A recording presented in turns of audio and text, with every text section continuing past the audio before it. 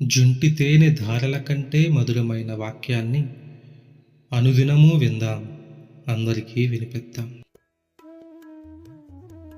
వాడుక భాషలో పరిశుద్ధ గ్రంథ ధ్యానము. ఆదికాండము 25వ అధ్యాయం.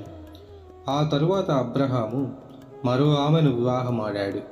ఆమె పేరు కెతూరా.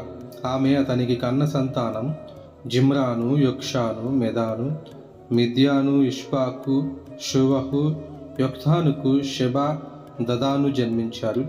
దదాను కొడుకులు అషూరిం, లెతూషిం, లెయూమిం. మిద్యాను కొడుకులు ఏయిఫా, ఎఫేరు, హానోకు, అబీదా, ఎల్దాయా.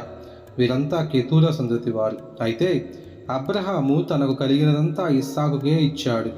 అబ్రహాము తన ఉంపుడు కత్తెల కొడుకులకు బహుమతులిచ్చి, అబ్రహాము తానింకా బ్రతికి ఉన్నప్పుడే తన కొడుకు ఇస్సాకు దగ్గర నుండి తూర్పు ప్రదేశానికి వాళ్ళను పంపివేశాడు.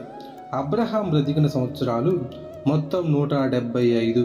అబ్రహాము సుదీర్ఘ జీవితం గడిపి నిండు ముసలితనంలో ప్రాణం విడిచి తన పూర్వీకుల దగ్గరకు చేరాడు.